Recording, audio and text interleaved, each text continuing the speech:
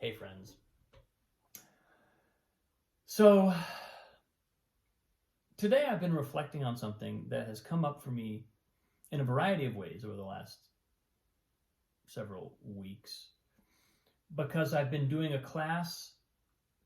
It's called Montessori in the Home. It's a class on Montessori philosophy, pedagogy, and it's, of course, the idea being that as a parent, if you start to understand how your child is learning in school, that'll help you support that at home. So one of the things that's kind of primary importance in Montessori and also in some of the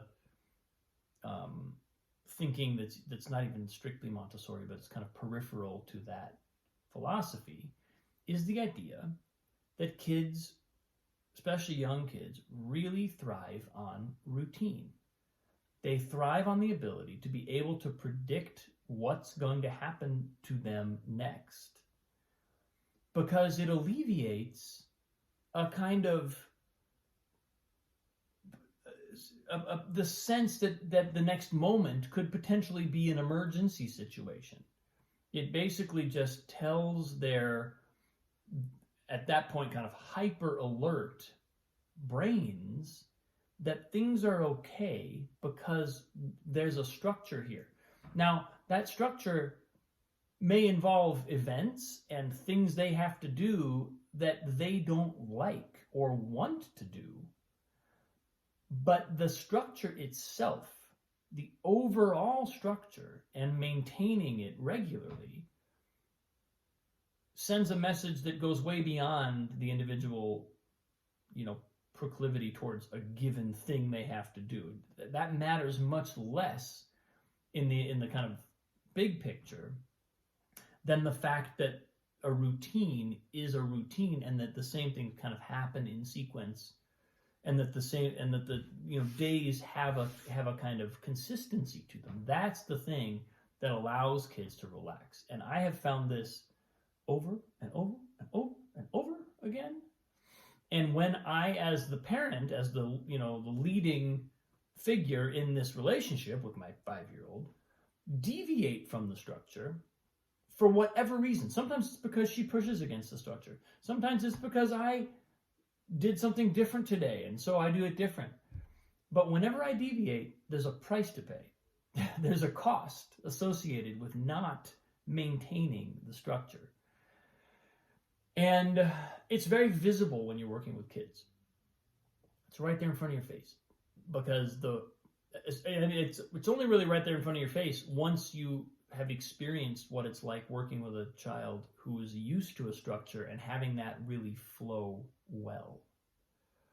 Because up until that point, if we never had that experience, then it can just feel like it's all chaos. Kids are just always chaos. It's never, they always have these wild impulses and whatnot.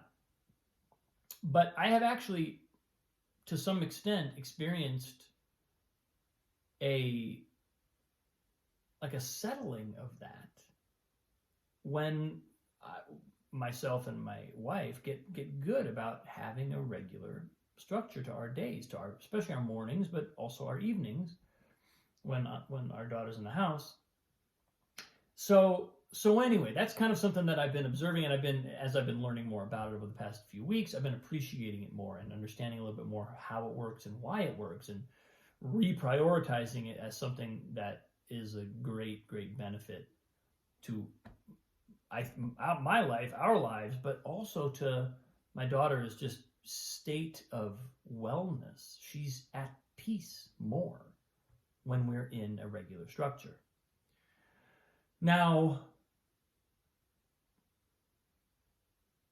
that kind of also holds true for adults.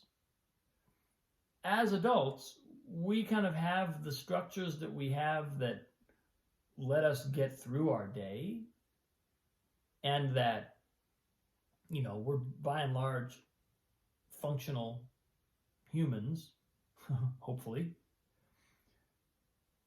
But if we want to make changes, if we want to evolve, if we want to actually be in a process of ongoing awakening, consciousness growth, then that's got to happen in a structure too. I would almost argue that's the only way we're gonna make that progress. There might be outlier examples of people who have a one-off epiphany and then they're enlightened. It's possible. I've even heard of a handful of examples like that, but that doesn't in and of itself constitute a path, really. But what does constitute a path is finding routines, finding regularity, regular check-ins with the elements of the life that we want to change, of our life that we might want to change. And that's something that I know. The reason this is coming up for me is because I notice myself being way less structured with my own life than I am with my child's life. And in some ways that's because when the structure breaks down around her, chaos ensues.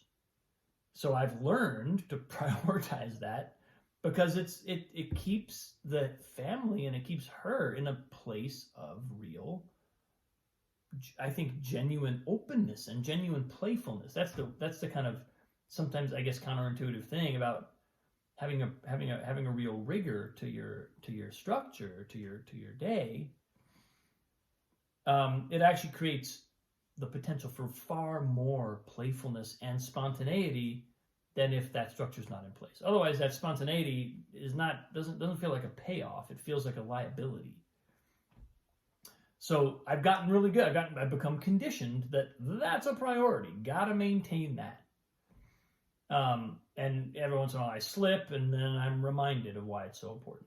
But for my own time, I'm way less aware of the ways in which my toddler or my 5-year-old also kind of just starts throwing things when I'm not on a clearly defined structure. It's bizarre. It's very, it's something that you'd think you'd be aware of, but it's not necessarily the case that we're aware of that. It's not, for me, it's not necessarily the case that I'm aware of the ways in which I generate a feeling of unease, unpeacefulness, unblissfulness because of a lack of rigor in my life. I might be aware of the effects, but I might not be aware of the cause. And so the reason this is coming up for me is because I'm literally speaking to myself out loud to try and make myself more aware of the cause. Keeping that. And I notice what happens is a lot of times I'll get kind of like an idea of like, oh, here's something that's attractive to me. Here's a direction I want to go. And then very quickly the universe will be like, yeah, but what about this shit you got to worry about? What about this? What about this? What about this? Like, it's just imposing things to try and take my attention and see whether I'll really be rigorous about the thing that I say I care about, even if I just say it internally. And putting this out there primarily for myself, but also obviously for anybody else who, might experience a similar phenomenon. I'm putting this out there to say, I see this pattern. I see what's happening here. And I want to consistently come back to the center and consistently come back to the structure and be as rigorous about my own structure as I am with my daughter. Why would I be less rigorous with myself? What, am I off the hook for changing and growing? I'll prioritize her growth, but not my own? Why? That doesn't make any sense, actually. Especially when you start to realize my own growth, it is having a very, very, very profound impact on her growth. So you're never really off the hook with this. And I'm bringing myself back to that level of kind of recognition of that. So that's what I got today, people. Thank you for watching. I appreciate you. Have a wonderful day. I'll see you soon.